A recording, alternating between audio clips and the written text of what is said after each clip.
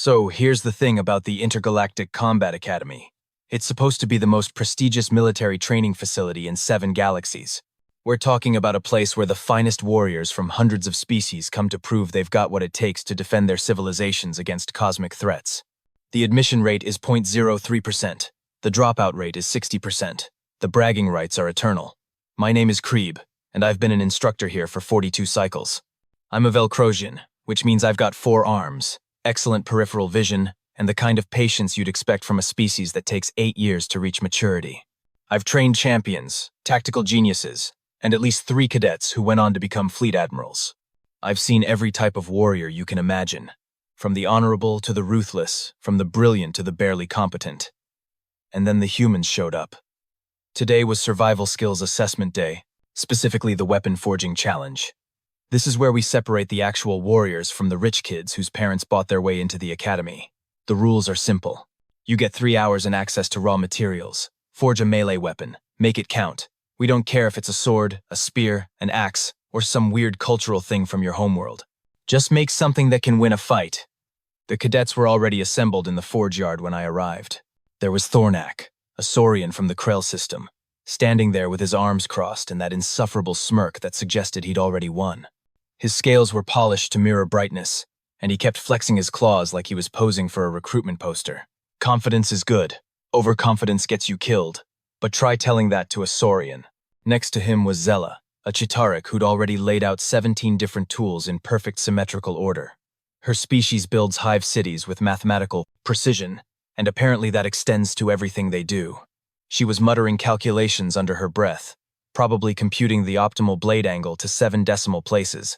I respected the dedication, but sometimes I worried she'd spend so much time planning that she'd forget to actually do the thing. Then there was Kipper. Poor Kipper. He was a Blorgovian, which meant he was essentially a 3-foot-tall blob of sentient jelly with anxiety issues. He was already sweating, which for his species meant he was literally becoming more liquid. He had 5 different instruction manuals floating in his gelatinous mass, and he kept cycling between them like one of them might contain the secret to not panicking. I was about to begin my opening speech, the one I'd perfected over decades about honor and skill and the warrior's path, when the human arrived. Jake Morrison walked into the forge yard 15 minutes late, carrying what appeared to be a sandwich. Not a ration bar, not some compressed nutrient pack. An actual sandwich with multiple ingredients that he'd apparently assembled himself. He was chewing loudly. "Sorry I'm late," he said, not sounding sorry at all. "Couldn't find the place. Your signs are terrible." The signs were in 47 languages and included holographic arrows. Our signs were not terrible.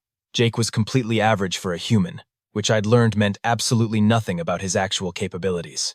Humans were weird like that. He had brown hair that looked like he'd forgotten to brush it, a uniform that was regulation but somehow still looked casual, and the kind of relaxed posture that suggested he'd either already won or didn't care about winning. I couldn't tell which. "Take your position, Cadet Morrison," I said, managing to keep the irritation out of my voice. Barely. He gave me a thumbs up, which I'd learned was a human gesture of acknowledgement, and wandered over to an empty workstation, still eating his sandwich. I looked at my fellow instructors on the observation platform. Krexa, a Thornian combat specialist, was already shaking her head. Bleep, the tactical analysis drone, was emitting a low-frequency hum that translated roughly to, "Here we go again." Yeah, here we go again.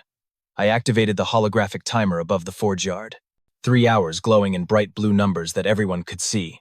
"Cadets," I announced, projecting my voice across the yard with the authority of someone who'd given this speech 400 times. "You have 3 hours to forge a melee weapon using the materials provided. You will be judged on craftsmanship, functionality, and combat effectiveness. Your time begins now." Thornak moved immediately, because of course he did. He strode over to the metal stockpile like he owned it, selected a bar of titanium alloy, and hefted it dramatically. "I shall forge a blade worthy of my ancestors," he declared to absolutely nobody who asked. He started constructing an actual forge, complete with heat shields and a ventilation system. The Saurians have a whole thing about doing everything the hard way because it builds character or whatever. Zella didn't move for the first 30 seconds. She just stood there, her compound eyes processing variables. Then she pulled out a measuring device and began taking readings of ambient temperature, air pressure, and material density. She'd probably calculate the exact molecular composition she needed before making a single cut. I'd seen her spend an hour planning a 10-minute exercise. It was impressive and also mildly concerning. Chipper had opened all 5 manuals simultaneously and was speed-reading through them in a state of what I can only describe as controlled panic. His gelatinous form was rippling with stress. Chapter 7 says temper the blade gradually, but Chapter 9 says rapid cooling creates stronger bonds, and Chapter 12 says it depends on the material composition, and I don't know which chapter is right. He was muttering at increasing speed. "Chipper," I called out, "pick one approach and commit." "But what if I pick wrong?" he gurgled back. "Then you learn something." He did not look reassured. And then there was Jake, the human who'd finished his sandwich, wiped his hands on his pants, which was disgusting, and walked over to the materials area. He looked at the titanium alloys, looked at the carbon fiber composites, looked at the plasma welding equipment. Then he walked past all of it and picked up 2 rocks from the decorative gravel near the pathway. I blinked all 3 of my eyes in sequence. "Cadet Morrison, the materials stockpile is behind you." "Yeah, I see it," he said, examining one of the rocks like it was the most interesting thing in the world. He turned it over, squinted at it, held it up to the light. 5 seconds of inspection. Then he sat down cross-legged on the ground and started whacking one rock against the other. Chunk, chunk, chunk. The sound echoed across the profession. Forge yard. Thornax Forge was roaring to life with careful temperature calibration. Zella had started making the first precise cut on her selected material with a plasma torch set to exactly 473 degrees. Cheaper had formed what appeared to be a committee with himself, complete with different voices for different perspectives. And Jake was hitting a rock with another rock. Chunk, chunk, chunk. "Cadet Morrison," I said, walking over to his workstation. "Are you aware that this is a weapon forging assessment?" "Yep," he said, not looking up. "Chunk, chunk, and you're making a rock. I'm making a sharp rock. There's a difference. Chunk, chunk. See, this one's got a good flake pattern. Sedimentary, probably limestone or something similar. Breaks clean. Chunk." A piece of the rock fell off, leaving a pointed edge. I stared at him. He stared at the rock. Chunk. Up on the observation platform, I could see the other instructors gathering. Krexa was gesturing at Jake with all 4 of her appendages in what I recognized as Thornian sign language for, "What is that idiot doing?" Bleep had increased his hum frequency, which meant he was either laughing or malfunctioning, probably laughing. 30 seconds after he started, Jake held up his rock. It had a pointed end now. Rough, uneven, but definitely sharp. "Done," he announced. "Done?" I repeated. "Yeah, pointy end goes in the enemy. Simple." He tested the edge with his thumb, nodded with satisfaction, then lay down on the ground and put his hands behind his head like he was at a beach. "Cadet Morrison, you have 2 hours and 59 minutes remaining." "Cool. Wake me up when it's time for the demonstration." He closed his eyes. Thornax Forge had just reached optimal temperature after 40 minutes of careful calibration. Zella was only now finishing her preliminary blueprints. Chipper had given up on consensus and was having a full argument with himself about handle grip ergonomics. And the human was napping next to a rock. I looked at Krexa. She looked at me. We both looked at Jake, who had apparently fallen asleep in under a minute. "Should I fail him now or wait until the demonstration?" I asked quietly. "Let's see where this goes," Krexa said, and I swear there was amusement in her voice. "Humans are always good for a story." "Yeah, that's what I was afraid of." Hour 1 crawled by like a wounded slug beast. Thornax titanium alloy had finally reached the exact temperature required for proper forging, which according to him was 1537 degrees, not 1536, not 1538, but exactly 1537, because Saurian metallurgy is apparently a precise art passed down through generations of warriors who had way too much time on their hands. He was hammering the metal with rhythmic strikes, each one perfectly measured, each one accompanied by what I can only assume was a traditional Saurian chant about honor or glory, or really well-made swords. The blade was taking shape slowly, which made sense because rushing perfection was apparently an insult to his ancestors. All 40 generations of them. Yes, he'd told me about them. Twice. Zella had moved past the blueprint phase and was now in the execution phase, which for a Chitauric meant she'd created 3 backup designs in case the primary design had any flaws. She was cutting her carbon composite material with a plasma torch that she'd recalibrated 4 times to ensure optimal cutting temperature. Each movement was deliberate. Each angle was calculated. She'd probably factored in the rotation of the planet and the gravitational pull of nearby moons, just to be thorough. I watched her create a perfectly symmetrical spear point that would have made a mathematician weep with joy. It was beautiful. It was precise. It was taking forever. Chipper had finally settled on a design after 45 minutes of internal debate. He'd chosen to make a mace, which was actually a solid choice for someone with his gelatinous body structure. The problem was that he'd read so many conflicting instructions that he kept second-guessing himself. He'd heat the metal, then cool it, then decide he'd cooled it wrong, then reheat it, then worry about overheating it, then cool it again. At this rate, he'd have tempered the same piece of metal 60 times before he finished. "Chipper, you're overthinking this," I called out. "But the manual says, forget the manual. Trust your instincts." His gelatinous form quivered with uncertainty. "What if my instincts are wrong? Then you'll have a poorly made mace and a good story." He did not find this comforting. Meanwhile, Jake was snoring. Actual snoring. The kind of deep rumbling snore that suggested he was having the best nap of his life on the hard ground of a military forge yard surrounded by the sounds of hammering metal and plasma torches. At the 90-minute mark, he suddenly sat up, looked around like he'd dove. He'd forgotten where he was, then spotted me. "Hey, Instructor Krieb, is there a snack break?" "No, Cadet Morrison, there is no snack break." "Bummer." He lay back down and was asleep again in seconds. I heard Krexa laugh from the observation platform. Actually laugh. Out loud. A Thornian combat specialist who'd trained Special Forces operatives was laughing at my assessment day. Hour 2 brought actual progress from the non-human cadets. Thornak's blade was taking its final form. A curved sword with a wicked edge that caught the light beautifully. He was in the cooling phase now, which required another 40 minutes of careful temperature management, because apparently you can't just dunk hot metal in water like a normal person. That would be barbaric. Zella had completed her primary spear and had started on backup design number 1, just in case the primary spear wasn't absolutely perfect. The primary spear was already perfect. It had mathematically optimal balance, a molecularly aligned edge, and probably met safety standards that wouldn't be invented for another decade. But Chitariks don't do good enough. They do flawless, or why bother? Chipper had finally committed to his design and was making actual progress. His mace was coming together nicely, all things considered. It wasn't elegant, but it looked functional. And for someone who'd spent the first hour arguing with himself, functional was a victory. He was even starting to look less liquid, which meant his anxiety was dropping. Good for him. Jake continued his nap. I'd started timing his snore cycles out of sheer boredom. Approximately 1 every 4.2 seconds. Remarkably consistent for someone who was failing an assessment. At the 2-hour mark, I walked past his workstation. The rock was still there, sitting next to his head like a pet. It was sharp. I'd give him that. In a prehistoric hitting things with rocks kind of way, it was definitely sharp. It was also just a rock. A sharp rock that he'd made in 30 seconds, and then decided was sufficient for a military academy assessment. I looked up at the timer. 1 hour remaining. Thornak was polishing his blade with the reverence of someone presenting an artifact to a museum. Zella was running structural integrity tests on her spear using equipment I didn't even know we had. Chipper was applying finishing touches to his mace and occasionally whimpering with residual stress, and Jake was dreaming about something that made him smile in his sleep. "Cadet Morrison," I said loudly. He jerked awake, looked at me with bleary eyes, and yawned. "Is it time?" "You have 1 hour remaining."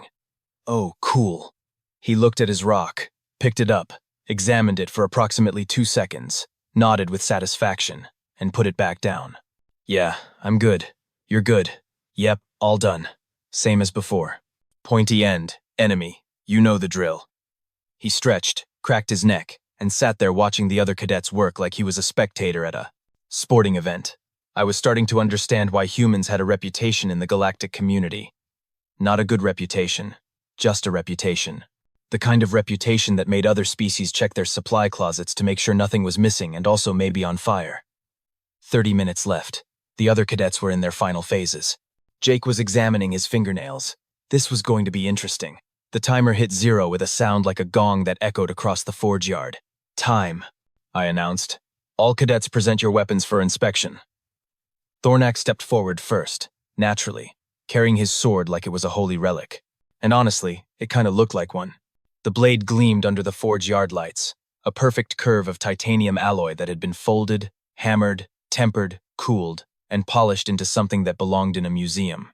The edge caught the light at exactly the right angle to look intimidating. The handle was wrapped in traditional Saurian grip material that he'd apparently brought from home because of course he had. "Behold," Thornak announced, because he couldn't just say, "Here's my sword," like a normal person.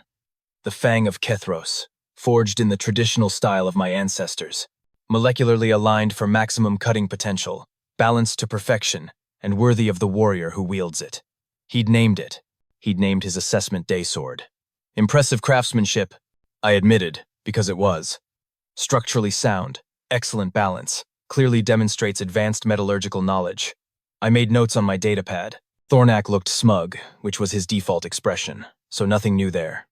Zella approached next, carrying not one but 3 spears, because apparently finishing early meant time for backup plans. The primary spear was a work of art, carbon fiber composite with a plasma-edged tip that hummed with barely contained energy. The shaft was geometrically perfect, and I mean perfect. I could have used it as a ruler. She'd even calculated the optimal grip points and marked them with precision indentations. "Primary design," she stated in the rapid-fire cadence typical of Chitariks. "Plasma edge maintains coherence for approximately 47.3 minutes of continuous combat. Secondary and tertiary designs utilize alternative materials in case of equipment failure or suboptimal environmental conditions.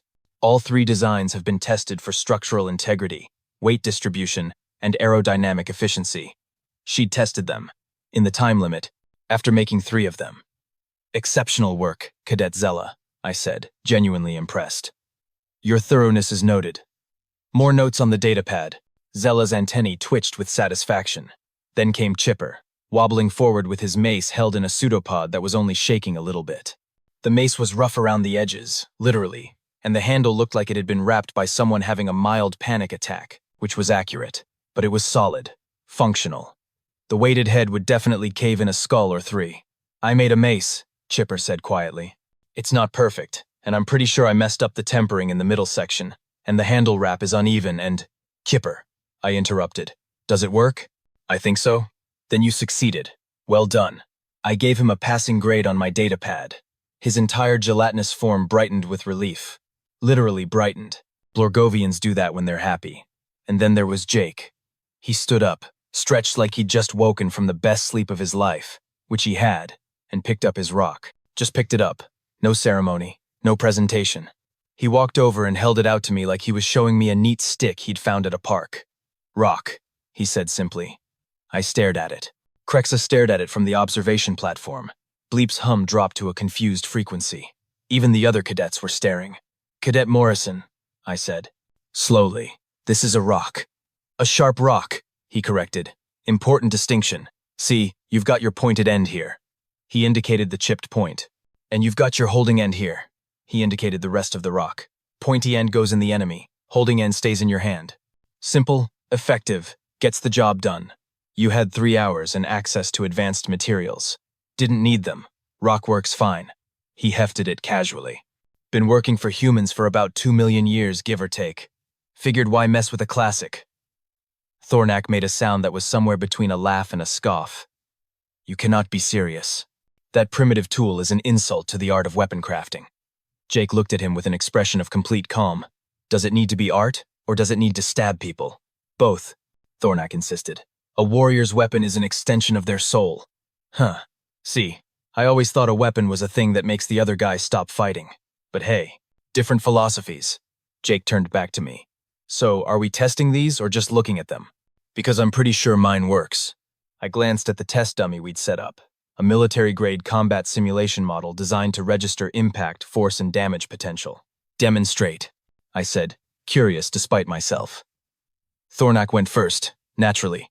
He approached the dummy with theatrical flair, assumed a complex fighting stance that probably had a name with 17 syllables, and executed a perfect diagonal slash. The blade cut through the dummy's torso sensor with beautiful precision. The readout showed excellent force distribution and cutting efficiency. He bowed, because of course he did. Zella's demonstration was equally impressive. 3 rapid strikes with calculated precision, each one hitting a different weak point on the dummy's structure. The plasma edge seared through the material like it wasn't there. Perfect form, perfect execution. The readout showed maximum efficiency. She stepped back and nodded once, satisfied. Chipper approached the dummy nervously, wound up his pseudopod, and swung the mace with more force than I'd expected. It connected with a solid thunk that dented the dummy's head sensor significantly. Functional, if not elegant. He looked relieved that it hadn't fallen apart. Then Jake walked up to the dummy, rock in hand, no stance, no theatrics. He just looked at it for a second, then jabbed the pointed end into the dummy's throat sensor with a quick, efficient motion. Then the eye sensor, then the chest sensor. 3 strikes in under 2 seconds. No wasted movement, no flourish. The readout showed effective damage to all vital points. Crude, but completely functional. He turned back to me and shrugged. Works. I stood there holding my datapad, trying to figure out what to write. Thornak looked offended. Zella's antennae were twitching in confused calculation. Kipper had gone very still, which for a Blorgovian meant he was, thinking hard about something. Cadet Morrison, I said finally, you spent 30 seconds making a weapon. Yep, and the rest of the time sleeping. Best use of available time, in my opinion. He tossed the rock from hand to hand. Look, here's the thing. You gave us 3 hours to make a weapon. Not to make the best weapon. Not to make the prettiest weapon. Just a weapon. I made one in 30 seconds. Mission accomplished. The extra 2 hours and 59 minutes? That's called efficiency. From the observation platform, I heard Krexa mutter something in Thornian that roughly translated to, oh no, he's going to explain. Yeah, I had a feeling he was. I set down my datapad and crossed all 4 of my arms, which is Velcrosian body language for, explain yourself before I lose my mind. Cadet Morrison, this is the Intergalactic Combat Academy. We expect effort. We expect dedication. We expect our cadets to demonstrate mastery of skills that will keep them alive in combat. Situations. Right, Jake said, nodding along like I was making his point for him. Combat situations. Actual fights. Life or death stuff. He held up his rock again. So tell me, instructor, in a real combat situation, do I have 3 hours to forge a weapon? I opened my mouth, closed it, opened it again. That's not the point of the exercise. Isn't it, though? He started counting on his fingers. You said survival skills assessment. Survival means staying alive. Skills means the ability to do something useful. I demonstrated that I can create a functional weapon in 30 seconds, using materials available literally anywhere. That seems pretty survival-oriented to me. Thornak stepped forward, scales bristling. You mock the craftsmanship, the tradition, the warrior's code. I'm not mocking anything, Jake interrupted. Your sword is gorgeous. Seriously. Museum quality. 10 out of 10. Would look at it again. But here's my question. You spent 3 hours making it, right? To achieve perfection. Yes. Okay. So in a real fight, an ambush, let's say, what are you gonna do? Ask the enemy to wait 3 hours while you forge a sword? I would already have my weapon. Sure. But what if you lose it? What if it breaks? What if you're stranded on a hostile planet with nothing but rocks and attitude? Jake gestured around the forge yard. I can make a functional weapon in under a minute from basically anything. Can you? Thornak's jaw worked silently. That was answer enough. Jake turned to Zella. And don't get me wrong, your spear is incredible. The math alone probably gave me a headache just watching you, but you made 3 of them because you were worried about getting it perfect. In a combat situation, perfect is the enemy of good enough. Good enough wins fights. Perfect gets you killed while you're still planning. Zella's antennae drooped slightly. Precision increases probability of success. Does it? Or does it increase the probability that you're still fiddling with measurements while someone stabs you with a pointy stick? He said it without malice, just stating facts. Look, I'm not saying your approach is wrong. I'm saying it's slow. Speed matters. Being first matters. Having something beats having nothing while you wait for something better. He walked over to the materials pile and picked up a metal rod.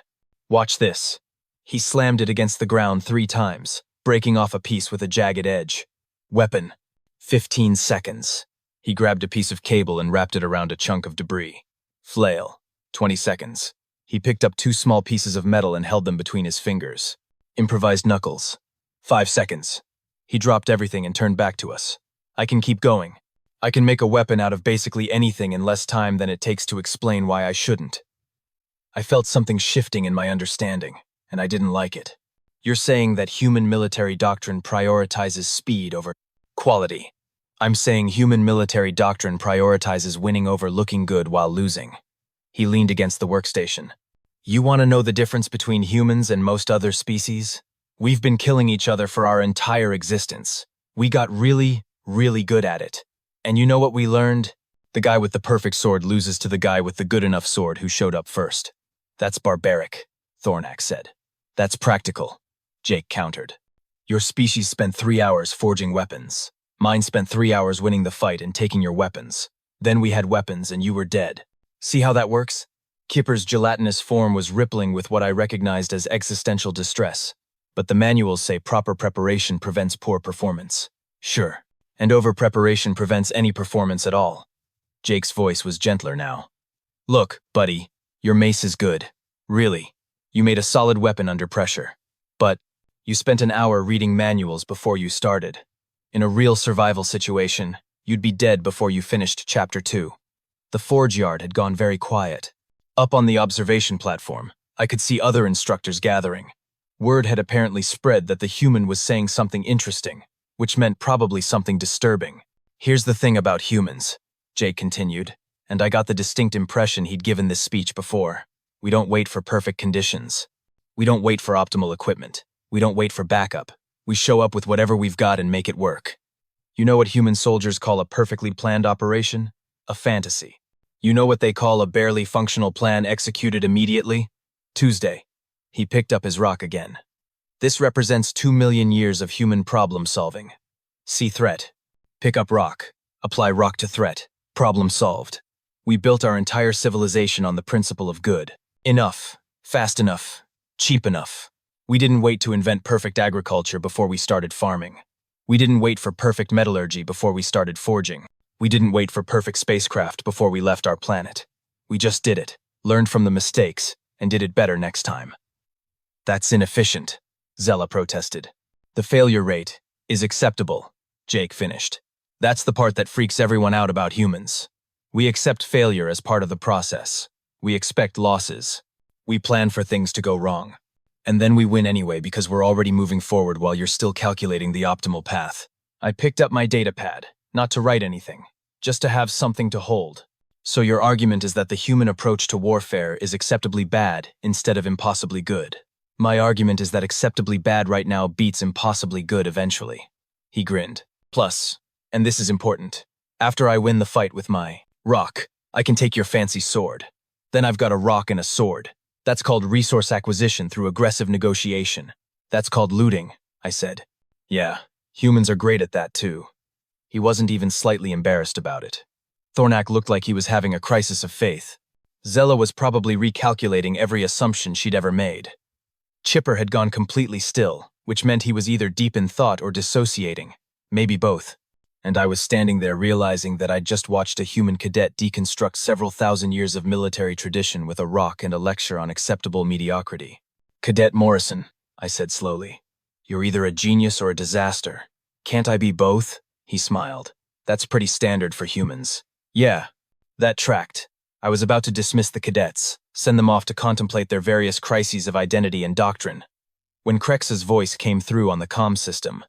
Instructor, Krieb, we're implementing the randomized field test protocol. I felt my stomach drop, which is a figure of speech because Velcrosians don't actually have stomachs in the traditional sense. But the sentiment stands. Now? We're doing that now? The human made an interesting point about real combat situations. Let's test it. There was definitely amusement in her voice. Thornians have a cruel sense of humor. I turned to the cadets. Change of plans. Surprise field assessment. Combat simulation. Full contact. You have 60 seconds to prepare your weapons and report to the arena entrance. Thornak's eyes widened. 60 seconds? But my blade hasn't been properly bonded to the handle mounting. The adhesive needs another 10 minutes to cure fully, or the structural integrity could be compromised during sustained combat. 55 seconds, I said. Zella's antennae were twitching in rapid calculation. My primary spear is optimized for controlled environment testing. I need to recalibrate for arena conditions, humidity variables, potential impact angles. 50 seconds. Kipper made a sound like water going down a drain. I can't risk damaging my mace. It took me 3 hours. What if it breaks? What if I need to make another one? What if... 45 seconds. Move, cadets. They scrambled. Well, Thornak and Zella scrambled. Chipper sort of sloshed frantically. They were carefully wrapping their weapons, checking for damage, treating them like precious artifacts instead of tools meant for fighting. Jake picked up his rock, tossed it once, caught it, and started walking toward the arena entrance. Then he stopped, walked back to the gravel path, picked up 3 more rocks, examined them for about 2 seconds each, and shoved them in his pockets. Backup rocks? He explained to nobody in particular. He'd made backup weapons during my explanation. While the other cadets were having existential crises, he'd been gathering ammunition. The arena was a standard combat simulation dome, 50 meters across, variable terrain, holographic opponents with physical force feedback. Real enough to hurt, safe enough not to kill. Probably. We hadn't lost anyone this semester. Scenario, I announced over the speakers. Hostile territory, multiple opponents, survive and neutralize threats. Begin. The holographic enemies materialized, 6 of them, armed, aggressive. They moved like trained fighters because they were programmed by trained fighters. Thornak immediately assumed a defensive stance, sword held carefully because the handle mounting wasn't fully set. The first opponent came at him. He blocked, but tentatively, clearly worried about damaging his perfect blade. The hesitation cost him. The holographic enemy landed a hit to his ribs. Pain feedback activated. Thornak hissed but held position, still treating his sword like it might shatter. Zella had her spear up, calculations running. She could have struck 3 times by now, but she was measuring angles, waiting for the optimal opening. 2 opponents flanked her. She managed to activate the plasma edge and sweep one away, but the other got inside her guard. Hit to the shoulder. She stumbled back, recalculating. Chipper looked at his mace, looked at the approaching holographic enemy, looked at his mace again, and made a decision. He set it down gently, safely out of harm's way, and just started dodging. Better to fail the assessment than risk breaking 3 hours of work. And then there was Jake. He didn't pose, didn't calculate. He just moved. Rock in hand, he closed the distance to the nearest holographic opponent in 3 strides and jabbed the pointed end into its throat sensor. Deactivation. He pivoted, threw the rock at the second opponent's head sensor. Direct hit. Deactivation. Pulled a backup rock from his pocket while moving, already engaging the third opponent. It was ugly. Completely inelegant. No form, no style, just aggressive efficiency. He was treating the combat simulation like a bar fight. All elbows and momentum and violence delivered as quickly as possible. 40 seconds in, Jake had neutralized 4 opponents. Thornak was still carefully fencing with his first, worried about his sword. Zella had taken down 1 but was recalculating her approach to the second. Chipper was playing keep away with his opponent while his mace sat safely in the corner. Jake grabbed the last opponent in a tackle, which wasn't technically a weapon technique, used his rock to deactivate the head sensor at point-blank range, then rolled to his feet and looked around. Done. That was fun. We doing another round? The simulation ended. Final time. 43 seconds. The cadets emerged from the arena. Thornak was checking his blade for scratches with the intensity of someone examining a wounded child. Zella was analyzing her performance data, probably identifying 17 points where better calculation would have helped. Kipper was reunited with his mace and looked relieved it had survived even though he'd literally refused to use it. Jake had 2 rocks left. He was juggling them casually. I looked at my datapad, looked at the results, looked at Jake. Cadet Morrison, 43 seconds, 4 opponent neutralizations. Brutal efficiency, 0 concern for equipment preservation. The rocks are fine. If you're worried, he said, I can make more. I'm not worried about the rocks. Then we're good. He grinned. So do I pass? I glanced up at the observation platform. Krexa was watching with all 4 appendages crossed, which was Thornian body language for impressed, reluctant respect. Bleep's hum had shifted to what I'd learned was his equivalent of laughter. You pass, I said finally, unconventionally, disturbingly. But you pass. Sweet. He looked at the other cadets, who were still processing their various traumas. Hey, Chipper, buddy, you want to learn how to make a pointy stick? It's like a rock but longer. Really simple. I can teach you. In like 5 minutes. Chipper looked at his carefully forged mace, looked at Jake's remaining rocks. His gelatinous form rippled with what might have been the beginning of understanding. 5 minutes? Yeah, maybe 10 if you want to get fancy with it. I watched them walk off toward the materials pile, Jake already explaining the merits of good enough over perfect. Chipper listening with the intensity of someone whose entire worldview was being rebuilt from the ground up with improvised tools. Thornak was still examining his sword for microscopic damage. Zella had pulled out a datapad and was creating a new tactical framework that incorporated acceptable imperfection. Both of them looked like they'd been hit by a philosophical freight train traveling at maximum speed. I pulled up the day's assessment report and started typing. Cadet Jake Morrison. Weapon Forging Assessment. Time to completion. 30 seconds. Weapon choice. Sharpened rock. Field test performance. Exemplary. Notes. Human approach to combat readiness prioritizes speed and adaptability over craftsmanship and precision. Demonstrates concerning but effective philosophy of acceptable mediocrity executed immediately over perfect solutions delivered eventually. Recommend updating threat assessment protocols regarding human combat doctrine. Also recommend increased security on equipment storage. They will loot anything not bolted down, and probably figure out how to unbolt it. I paused, then added one more line. Humans are terrifying not because they're the strongest or the smartest or the most advanced. They're terrifying because they're okay with good enough. And good enough, delivered fast enough, wins fights. From across the forge yard, I heard Jake's voice. See, Kipper, the trick is you don't overthink it. Just find something pointy and commit. Worst case scenario, it breaks and you find another pointy thing. Best case scenario, you win and take their stuff. Kipper's response was too quiet to hear, but his gelatinous form was brightening again. I saved the report and looked up at the sky, where somewhere out there in the galaxy, humans were probably sharpening rocks and calling it a space program, building things that were just barely good enough, and somehow making it work anyway, showing up to every fight with inadequate preparation and winning through sheer audacity and acceptable losses. The Intergalactic Combat Academy had trained warriors from hundreds of species, champions, tacticians, masters of their crafts. And then the humans showed up with rocks and attitude. I had a feeling this was going to be a very interesting semester. In the background, Jake had apparently moved on from pointy sticks to the concept of throw more rocks than the enemy has hands to block them with, which he called suppressing fire, but was really just aggressive, littering with sharp objects. Yeah. We were going to need to update a lot of manuals,